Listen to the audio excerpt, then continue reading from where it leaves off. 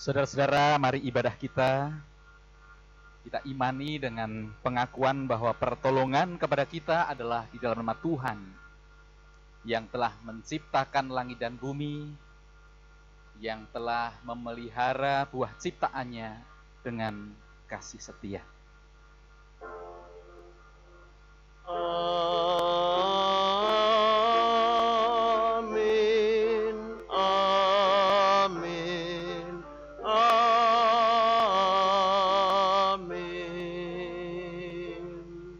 Turunlah kiranya atas saudara-saudara anugerah dan damai sejahtera dari Allah Bapa kita dan dari Tuhan kita Yesus Kristus.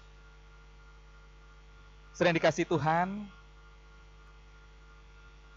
kita bersyukur kita masih dikaruniai oleh Tuhan kesempatan untuk mendekat kepada Tuhan. Juga mendekat kepada saudara-saudara kita meskipun kita ada di tempat yang terpisah-pisah, namun kita disatukan oleh Tuhan dalam cinta kasih Tuhan. Saudara, saya turut sehati dengan apa yang menjadi pergumulan saudara-saudara, dan kita berharap melalui ibadah kita ini, kita menjadi orang-orang yang diberkati, kita menjadi orang-orang yang dikuatkan, karena kita percaya bahwa Tuhan selalu ada, hadir, menyertai dan menuntun kita. Kita akan menaikkan pujian Tuntun Aku Tuhan Allah.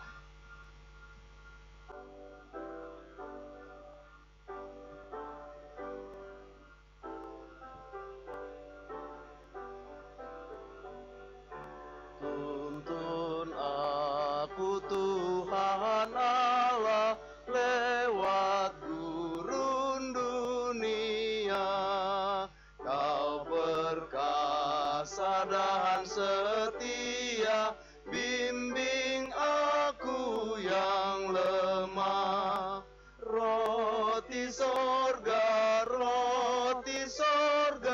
puaskanlah jiwaku,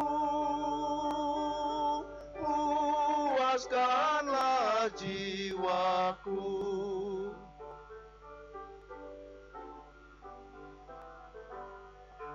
Buka sumber air hidup, penyembuhan jiwaku, dan berjalanlah di muka dengan tiang awanmu. Juru selamat, Kau perisai hidupku, Kau perisai hidupku.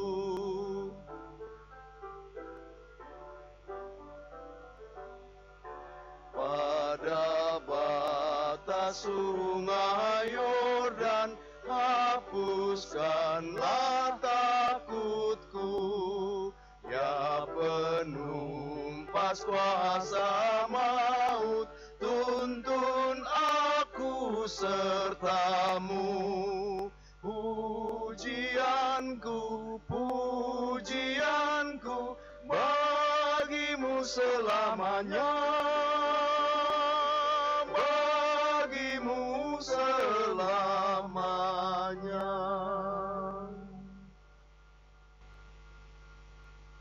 Saudara yang terkasih, mari kita bersama-sama mempersatukan hati kita sebelum kita akan membaca dan merenungkan firman Tuhan. Mari kita berdoa. Ya Tuhan, kami bersyukur untuk kesempatan di mana kami boleh berada dekat dengan Tuhan, juga berada bersama-sama dengan persekutuan kami, jemaat-Mu GKI Kayu Putih.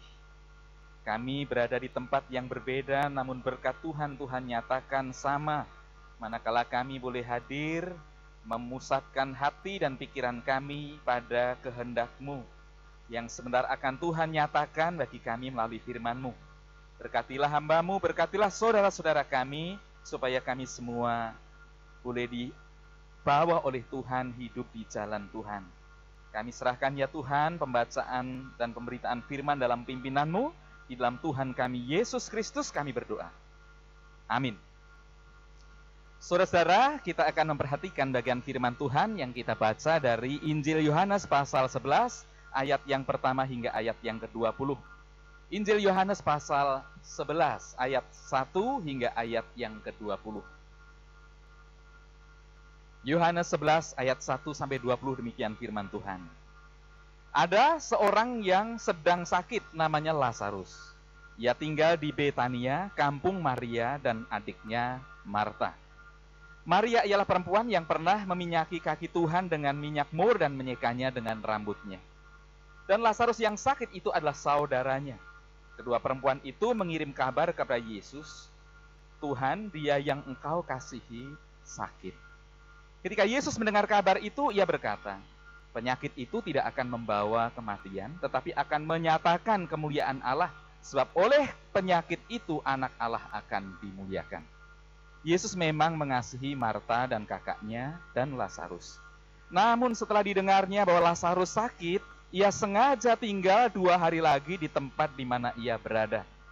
Tetapi sesudah itu ia berkata kepada murid-muridnya, mari kita kembali lagi ke Yudea.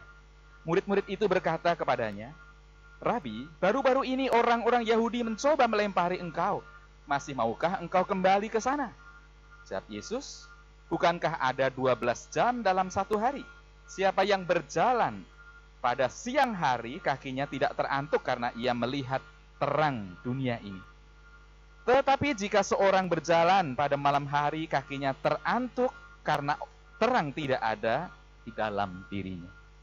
Demikianlah perkataannya, dan sudah itu ia berkata kepada mereka, Lazarus saudara kita telah tertidur, tetapi aku pergi ke sana untuk membangunkan dia dari tidurnya. Maka kata murid-murid itu kepadanya, Tuhan, jikalau ia tertidur, ia akan sembuh. Tetapi maksud Yesus ialah tertidur dalam arti mati. Sedangkan sangka mereka Yesus berkata tentang tertidur dalam arti biasa. Karena itu Yesus berkata dengan terus terang, Lazarus sudah mati. Tetapi syukurlah aku tidak hadir pada waktu itu, sebab demikian lebih baik bagimu, supaya kamu dapat belajar percaya. Marilah kita pergi sekarang kepadanya.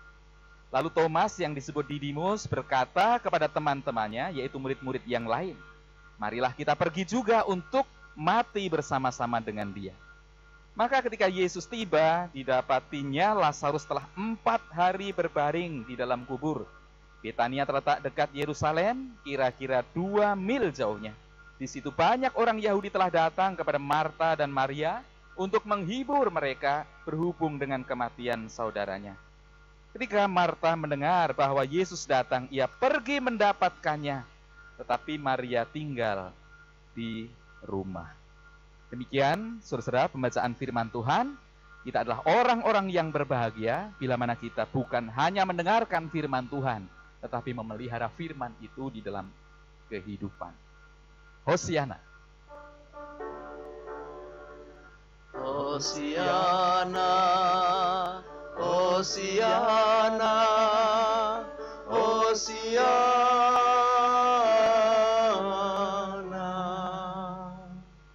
Saudara-saudara, sebelum kita mendengarkan firman Tuhan, kita akan menyaksikan sebuah video berisi kesaksian dari Jersey Marcel, bagaimana dia bergumul dengan penyakitnya, bagaimana karya Tuhan dinyatakan dalam kehidupannya.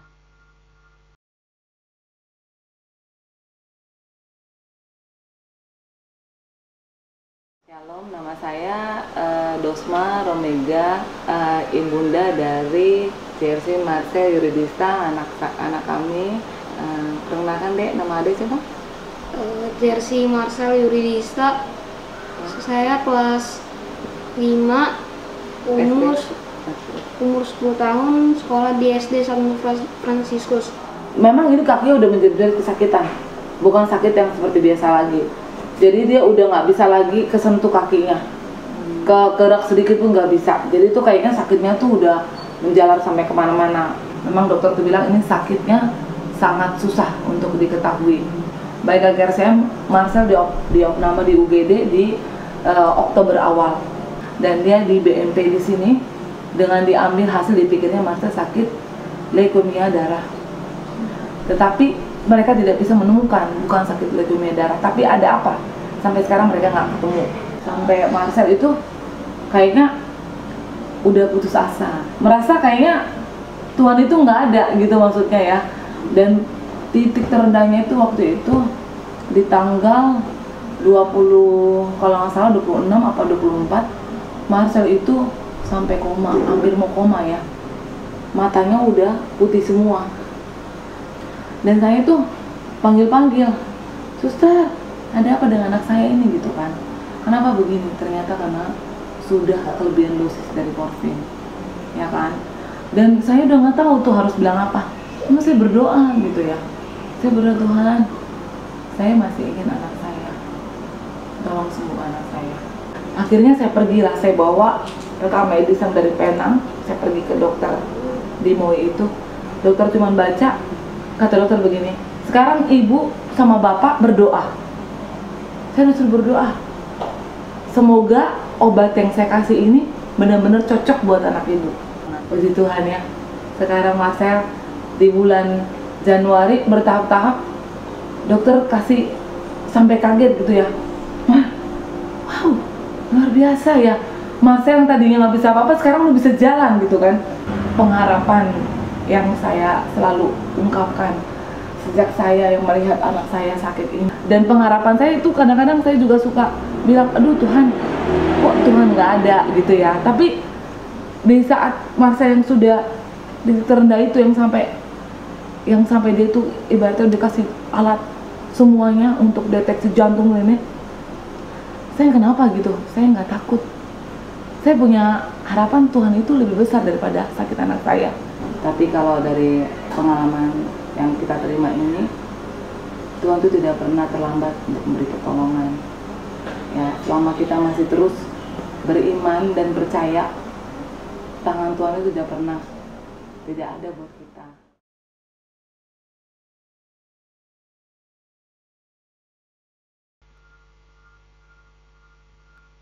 Saudara-saudara yang dikasih Tuhan, saya berangkat dari apa yang minggu lalu disampaikan oleh pendeta Yesi, rekan saya dalam khotbahnya. Ketika beliau berbicara tentang perubahan. Perubahan adalah hal yang tidak terpisahkan dari hidup manusia. Dan kemampuan orang yang bisa mengikuti perubahan, dialah orang yang sangat mungkin bisa bertahan hidup. Dan kita menyadari, saudara, bahwa perubahan itu ada kalanya adalah perubahan yang berjalan dengan pelan, dengan lambat, sehingga memberikan kemungkinan bagi kita untuk bisa mengikuti perubahan itu. Kita bisa beradaptasi dengan perubahan itu. Meskipun usia kita mungkin sudah lanjut, kita bisa melihat bagaimana perkembangan teknologi, walaupun tidak semuanya, tetapi apa yang kita perlukan masih bisa kita ikuti. Kita masih bisa berkomunikasi dengan anak kita atau dengan teman-teman kita, dengan medsos kita. Kita masih bisa membeli makanan tanpa harus pergi ke restoran. Kita bisa membeli tiket, kita bisa membeli hotel, tiket hotel tanpa kita harus bersusah payah seperti masa sebelumnya. Nah, saudara, kita bersyukur. Artinya apa? Artinya kita dalam hal ini kita bisa beradaptasi dan kita bisa bertahan di tengah-tengah perubahan yang terjadi. Namun saudara, bahwa perubahan itu tidak selalu berjalan menunggu kita atau menemani, mendampingi kita. Tapi ada kalanya perubahan itu berjalan begitu cepat. Yang membuat kita bisa terkejut, yang membuat kita bisa kaget, yang membuat kita bisa gelagapan. Saudara, saya tidak ingat persisnya, tetapi barangkali akhir Januari ketika pertama kali corona, istilah itu muncul ke permukaan. Jujur, saat itu mungkin juga saudara-saudara merasa bahwa, oh, itu terjadi di suatu tempat yang kita mungkin juga belum pernah mendengar sebelumnya, namanya Wuhan. Itu satu tempat yang jauh yang sepertinya tidak ada hubungannya dengan kita. Dan dari kejauhan kita masih bisa dengan hati kita mengatakan, aduh kesian orang-orang yang ada di sana. Kita menyaksikan bagaimana pergumulan-pergumulan orang yang ada di sana, perjuangan mereka untuk hidup. Rasanya masih jauh. Tetapi saat ini, saudara, perubahan itu begitu cepat. Apa yang kemarin kita rasa jauh itu sekarang begitu dekat, bahkan menyatu dengan diri kita. Terkejut, saudara. Kita terkejut bukan karena mendapat hadiah yang menyenangkan, tapi kita terkejut karena apa? Ada mimpi buruk yang datang di dalam kehidupan kita. Dan itu membawa satu perubahan yang luar biasa. Yang membuat apa yang kita kerjakan, apa yang kita rancang, apa yang kita impikan dan harapkan ternyata harus berbalik dalam hitungan detik barangkali. Nah, saudara, mungkin hari kemarin, belum lama kita masih begitu semangat memperhitungkan berapa keuntungan yang kita peroleh ketika kita mengerjakan ini dan itu. Kita mencari peluang sedemikian rupa supaya kita bisa mendapatkan keuntungan yang lebih besar. Barangkali sekarang kita hampir tidak memikirkan tentang hal itu. Atau sedikitnya mungkin kita menganggap itu tidak terlalu penting. Karena ada yang lebih penting dari itu. Satu kata barangkali sekarang yang menjadi impian banyak orang.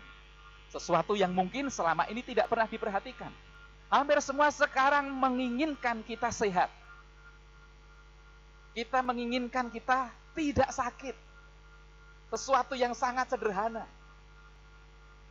Persoalannya bahwa apa yang kita impikan, ternyata pada faktanya tidak selalu ada. Ada sebagian barangkali di antara saudara-saudara kita yang harus kehilangan kekuatannya, harus kehilangan kesehatan. Saudara-saudara, ini sebuah ancaman yang barangkali kita harus katakan sulit. Kalau kita berhadapan dengan musuh yang jelas ada di depan mata kita, mungkin tidak terlalu sulit dibanding ketika kita berhadapan dengan musuh yang tidak kelihatan. Musuh yang membuat kita bingung, musuh yang membuat kita hampir-hampir menjadi seperti orang yang paranoid. Sekarang kan sebentar lagi kita habis melakukan aktivitas selalu cuci tangan. Kita selalu merasa bahwa ada sesuatu yang tidak bersih ada di dalam diri kita sehingga kita perlu bersihkan. Kalau dulu orang ketika ketemu di jalan, barangkali pertanyaan yang paling lazim adalah, Pak, apakah punya korek? Karena banyak orang pada saat itu merokok. Kalau sekarang beda, Pak, apakah punya sanitizer? Ini jadi senjata yang tidak bisa kita tinggalkan. Tapi ini adalah gambaran dari rasa takut kita, saudara-saudara. Gambaran dari kecemasan kita. Termasuk saya. Sampai saya punya 2 kan. Nah, saudara yang kasih Tuhan. Nah, seperti tema kita barangkali ingin mengatakan tentang apa yang sekarang ini sedang kita alami. Kita berada dalam satu titik terendah dalam hidup. Kita berada dalam satu titik nadir. Kita sulit melihat ada sesuatu yang terang yang menjadi dasar pijakan kita untuk berharap saat ini. Karena banyak orang tidak bisa memastikan sampai kapan ini akan berlalu. Nah, mungkin kita bergumul dalam perasaan itu. Sehingga apa yang selama ini kita bangun, apa yang selama ini kita cari, apa yang selama ini kita banggakan itu seperti runtuh. Luluh lantak dan membuat kita terpuruk dalam titik yang terendah. Saudara, kita belajar dari firman Tuhan. Titik terendah itu juga dialami oleh Maria dan Marta. Ketika dia harus menghadapi satu ancaman, kehilangan saudaranya yang dikasihinya, yaitu Lazarus. Maria ialah perempuan yang pernah meminyaki kaki Tuhan dengan minyak mur, ayat yang kedua, dan menyekanya dengan rambutnya. Dan Lazarus yang sakit itu, ada sesuatu yang ingin dikatakan di situ. Lazarus yang sakit itu adalah saudaranya. Dan kedua perempuan itu mengirim kabar kepada Yesus, Tuhan, dia yang engkau kasihi sakit. Pada saat yang sama sebenarnya dia bukan hanya ingin mengatakan tentang dia yang engkau kasihi sakit, tapi dia juga ingin mengatakan, kami juga sakit. Barangkali kalau Lazarus sakit secara fisik, kami sakit karena kami harus berhadapan dengan sebuah ancaman. Karena penyakit Lazarus ini kelihatannya bukan penyakit yang sederhana. Penyakitnya barangkali adalah penyakit yang membahayakan, penyakit yang bisa merampas jiwanya, penyakit yang bisa membawanya kepada kematian. Apa artinya itu? Ketika dia katakan bahwa Lazarus itu sakit, sakit yang bisa membawanya kepada kematian. Itu berarti bahwa mereka akan tinggal berdua sebagai perempuan. Itu berarti bahwa tanpa kehadiran laki-laki dalam sistem masyarakat ketika itu menjadi manusia yang tak terperhitungkan. Mereka menjadi orang yang akan kehilangan banyak hal. Mereka menjadi orang yang kehilangan pengakuan di tengah masyarakatnya. Mereka menjadi orang yang kehilangan kesempatan untuk mencari makan, mencari pencaharian bagi kehidupannya. Itulah sebabnya dia bergumul. Pada hitungan yang tidak terlalu lama, Lazarus sakit dan Lazarus bisa mati. Berbalik keadaannya. Dia ada dalam titik yang terendah. Dia dalam keterpurukan yang begitu dalam. Saudara, barangkali situasi kita juga ingin mengatakan hal yang sama. Kita adalah orang-orang yang sedang berhadapan dengan satu situasi yang membawa kita kepada satu titik terendah. Pada satu titik nadir yang tidak pernah kita bayangkan sebelumnya.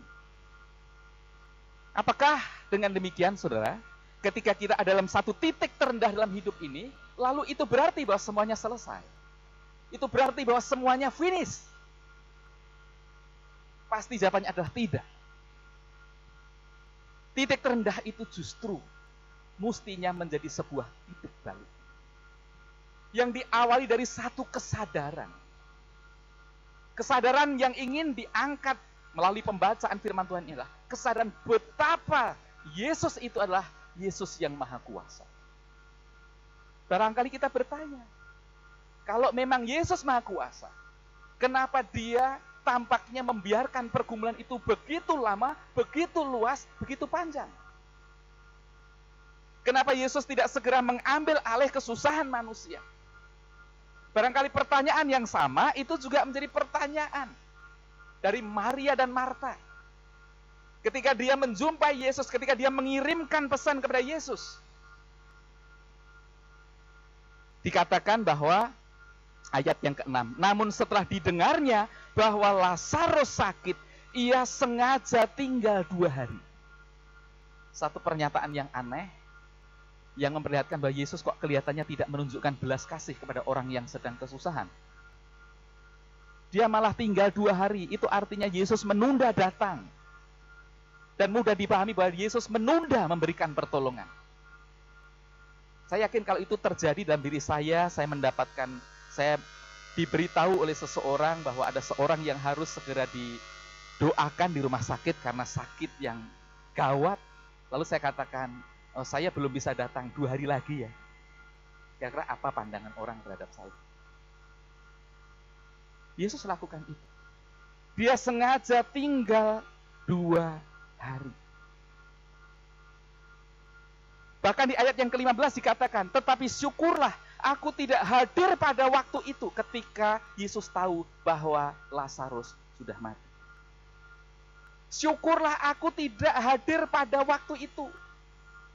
Kenapa Yesus begitu kejam? Ada sesuatu yang ingin dikatakan di sini. Dikatakan, sebab demikian lebih baik bagimu supaya kamu dapat belajar percaya. Kalau orang mengalami kesusahan, ditolong. Orang mengalami kesusahan, ditolong. Dia tidak akan merasakan bagaimana makna atau bobot dari pertolongan itu.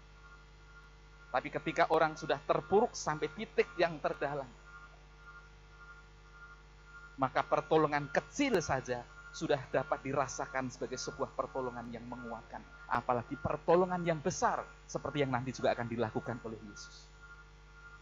Supaya mereka belajar percaya. Supaya kalau Tuhan menolong itu terjadi sungguh-sungguh oleh karena kuasa Tuhan. Dan itu disangatkan lagi.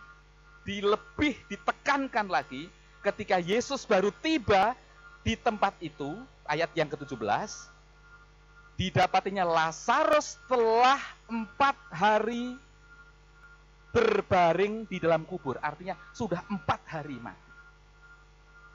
Menurut tradisi 3 hari adalah waktu yang masih dimungkinkan bahwa seseorang yang sudah mati itu masih bisa hidup. Tapi kalau 4 hari, itu artinya apa? Sudah melebihi itu. Jadi nyambung dengan apa yang ingin dikatakan Yesus. Supaya kamu belajar percaya dan supaya kamu memuliakan aku. Itu yang ingin dikatakan, itu yang ingin ditunjukkan oleh Tuhan. Jadi tengah keterpurukan, kita diajak untuk membangun keyakinan, iman kita bahwa Tuhan adalah Tuhan yang penuh kuasa. Dan bukan hanya itu, saudara-saudara. Mengapa kita harus dibawa pada satu titik yang terendah dalam keterpurukan yang begitu dalam?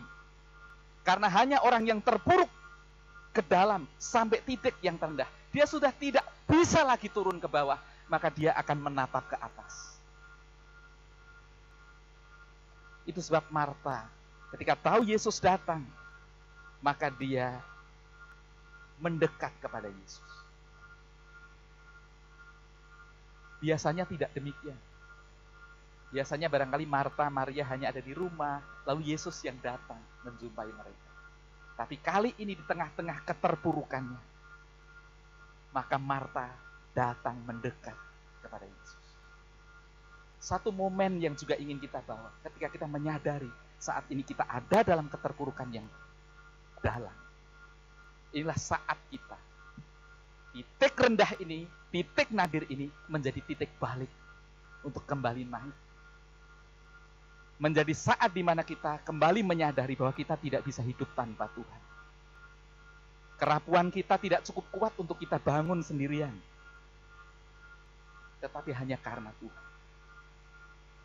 Saudara-saudara, saudara mungkin kenal dengan yang namanya Kick Andy Noya. Saudara, Andi Noya dalam perjalanan hidupnya dia pernah mengalami satu masa di mana dia tidak ingin dekat dengan Tuhan. Dia begitu muak ketika melihat orang-orang yang ada di sekelilingnya. Tetangga-tetangganya yang Kristen berlaku kasar terhadap anggota keluarganya. Dia tidak merasa apa artinya menjadi orang Kristen. Apa gunanya orang datang ke gereja.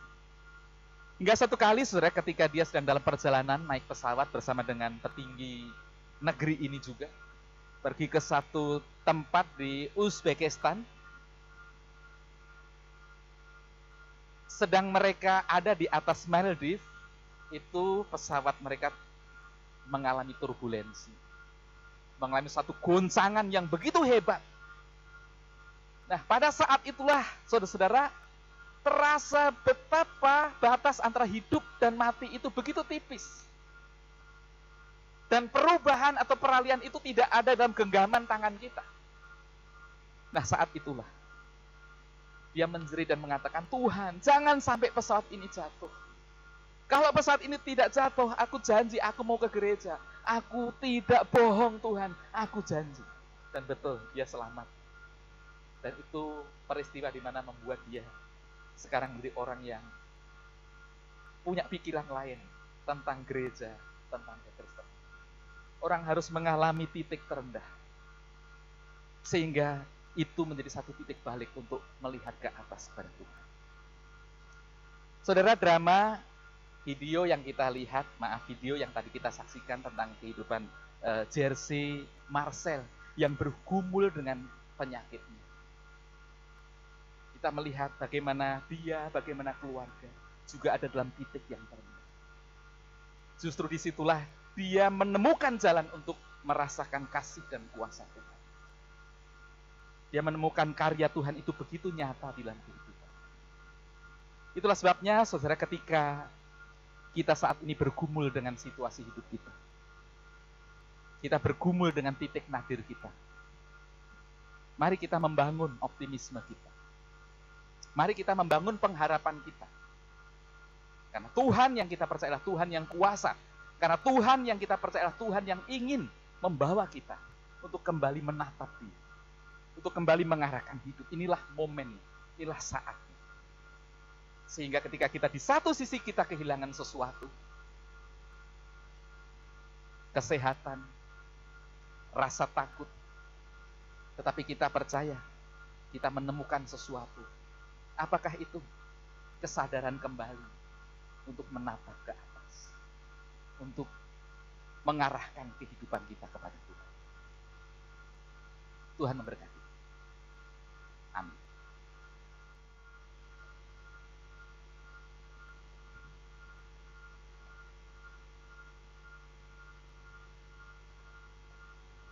Marilah kita bersama dengan umat Allah di masa lalu, di masa kini, dan masa yang akan datang, mengingat pengakuan pada baptisan kita menurut pengakuan iman rasuli demikian. Aku percaya kepada Allah, Bapa yang Maha Kuasa, Khalik langit dan bumi, dan kepada Yesus Kristus, anaknya yang tunggal Tuhan kita, yang dikandung daripada Roh Kudus, lahir dari anak darah Maria, yang menderita sengsara di bawah pemerintahan Pontius Pilatus, disalibkan, mati dan dikuburkan, turun ke dalam kerajaan maut. Pada hari yang ketiga, bangkit pula dari antara orang mati, naik ke surga, duduk di sebelah kanan Allah, Bapa yang Maha Kuasa. Dan dari sana ia akan datang untuk menghakimi orang yang hidup dan yang mati. Aku percaya kepada Roh Kudus, gereja yang kudus dan persekutuan orang kudus, pengampunan dosa, kebangkitan orang mati dan hidup yang kekal. Amin.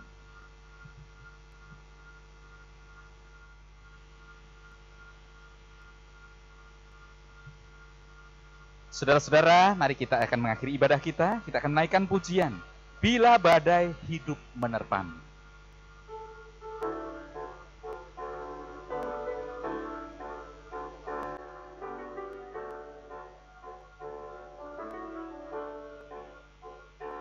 Bila badai hidup menerpammu dan cobaan pun datang mengganggu, hanya satu janji harapanmu, ya janji Tuhanmu pegang teguh.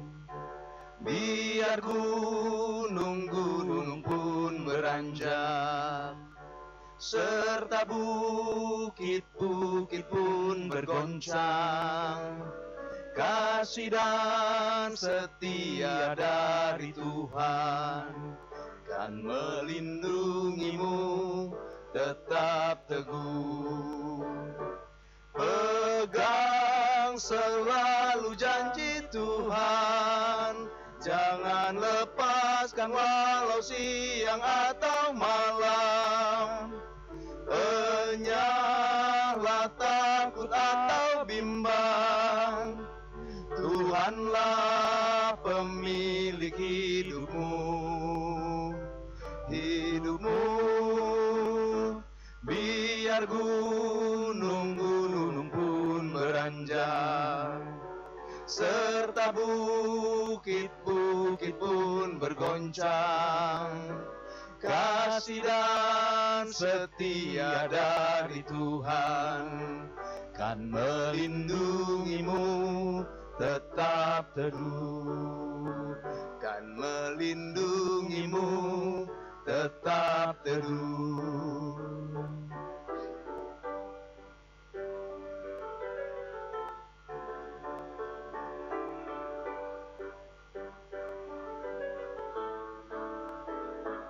Biarlah badai hidup menerpammu dan cobaan pun datang mengganggu, hanya satu janji harapanmu, ya janji Tuhanmu pegang teguh.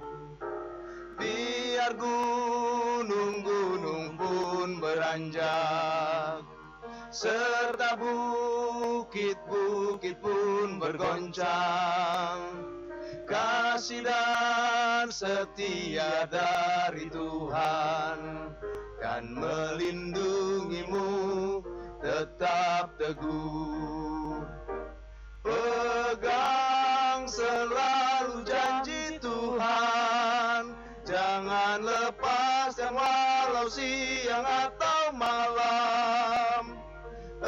Enyahlah takut atau bimbang.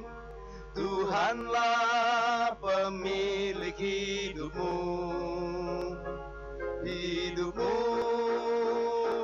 Biar gunung-gunung pun beranjak, serta bukit-bukit pun bergoncang. Kasih dan setia dari Tuhan kan melindungimu, tetap teduh, kan melindungimu, tetap teduh. Saudara-saudara, mari kita menaikkan doa syafaat kita. Tuhan, kembali kami datang dan mengucap syukur Engkau telah memberkati kami di sepanjang kami beribadah. Kami bersyukur Tuhan telah berkata-kata atas kami, menguatkan kami melalui pemberitaan firman-Mu. Kini Tuhan memberikan kepada kami kesempatan untuk kami berkata-kata melalui doa syafaat kami, dan Tuhan mendengarkan seru doa kami. Tuhan, kami membawa pergumulan kami. Engkau tahu apa yang jadi isi hati dan perasaan kami, Tuhan. Sungguh kami merasa kami begitu lemah, kami begitu rapuh. Ketika berhadapan dengan sesuatu yang kecil yang tidak tampak, tapi yang telah membuat dunia ini menjadi begitu susah dan begitu gelisah. Membawa kami kepada satu kesadaran bahwa sungguh, jika bukan karena Tuhan dan kasih-Mu yang senantiasa Tuhan nyatakan bagi kami jatuh. Tuhan, kami ingin belajar bersama dengan-Mu, bersama dengan firman yang telah Tuhan nyatakan, supaya kami terus mengarahkan kehidupan kami bersama dengan Tuhan. Tuhan, kami juga berdoa untuk perjuangan bersama kami. Untuk kami saling bahu-membahu, mengupayakan apa yang dapat kami upayakan sesuai dengan bagian kami. Ada saudara-saudara kami yang berada di garis depan untuk memerangi corona. Khususnya mereka adalah para dokter, tenaga medis, atau mungkin orang-orang lain yang Tuhan panggil, sehingga mereka sungguh-sungguh menjadi orang yang tak memperhitungkan diri demi kebaikan yang diberikan kepada orang lain. Tuhan, kami berdoa Engkau yang menjaga mereka, Engkau yang akan menyertai mereka dan membuat apa yang menjadi jerih payah mereka berbuah manis. Kami juga berdoa untuk apa yang menjadi bagian kami. Kami menyadari ya Tuhan, bahwa kami seringkali tidak sejalan dengan apa yang menjadi perjuangan mereka. Kami seringkali tidak menghargai mereka. Oleh karena kami merasa bahwa diri kami tidak bermasalah, padahal sesungguhnya kami bisa menjadi bagian dari masalah. Maka tolonglah kami Tuhan, supaya kami dapat memperhatikan saudara-saudara kami dengan memperhatikan diri kami. Ketika kami boleh tinggal di rumah, ketika kami boleh mengisolasi diri kami sambil menjaga diri kami, supaya ini menjadi sebuah gerak bersama untuk memerangi penyebaran virus corona ini. Kami juga berdoa ya Tuhan, untuk rasa takut yang menghantui hidup banyak orang. Berilah kepada kami damai sejahtera, supaya kami dapat merasakan ketakutan itu sewajarnya, yang membuat kami menjadi orang yang waspada, membuat kami menjadi orang yang tahu bagaimana kami harus memperbaiki diri kami. Tuhan, biarlah melalui sejahtera yang Tuhan berikan, kami tetap dapat menjalani hari-hari kami, yang mungkin untuk sementara waktu ini membosankan, menjenuhkan.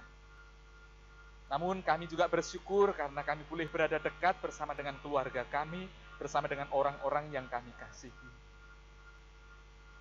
Biarlah itu yang juga memberikan kepada kami kekuatan. Untuk saudara kami yang bergumul dengan sakit, yang harus berjuang untuk bisa hidup, tolonglah ya Tuhan, Engkau hadir, Engkau menolong orang-orang yang Tuhan karuniai dengan kepandaian, yang Tuhan berkati dengan kemampuan, supaya melalui tangan mereka, melalui hati mereka, saudara-saudara kami mendapatkan pertolongan. Saudara kami yang harus mengalami kesusahan karena ditinggal oleh orang yang mengasihi dan dikasihi, yang telah pergi mendahului kami menghadap-Mu ya Tuhan, berikanlah kepada kami kekuatan, berikanlah kepada kami penghiburan, supaya kami tidak melihat semuanya ini dengan kebuntuan dan melihat dunia menjadi begitu gelap. Berilah kepada saudara kami pengharapan untuk tetap dapat menatap dunia ini bersama-sama dengan Tuhan. Tuhan, kami menyerahkan gereja-Mu, pelayanan-pelayanan yang dilakukan, meskipun dalam keterbatasan kami percaya ini pun juga menjadi berkat bagi banyak orang.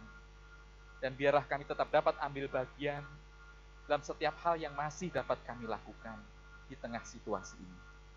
Terima kasih ya Tuhan, setelah kami akan mengakhiri ibadah ini dan kami akan memasuki kehidupan kami. Tuhan menolong dan memberkati kami. Inilah doa kami ya Tuhan yang kami naikkan kepadamu. Kami berdoa di dalam nama Tuhan kami, Yesus Kristus. Saudara-saudara, mari kita mengarahkan hati kepada Tuhan. Kita akan kembali masuk ke hidup yang masih Tuhan percayakan di dalam iringan berkat-Nya. Kiranya kasih Allah Bapa, kasih Tuhan Yesus Kristus dalam persekutuan dengan Roh Kudus akan menyertai saudara-saudara dalam setiap pergumulan saudara, bahkan dalam titik terendah kehidupan saudara sekalipun, untuk bersama-sama dengan Tuhan kembali bangkit dan menatap kehidupan dan diberkati oleh Tuhan sampai Dia datang kembali. Hosiana. Hosiana, Hosiana,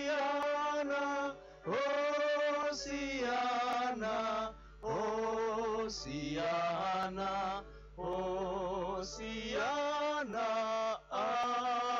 amin, amin, amin. Saudara-saudara, kita telah mengakhiri ibadah kita. Kita akan melanjutkan ibadah kita dalam keseharian kita, bersama dengan keluarga kita, bersama dengan orang-orang yang kita kasihi. Meskipun kita terbatas, tapi kita percaya bahwa berkat Tuhan tidak pernah terbatas. Tuhan memberkati.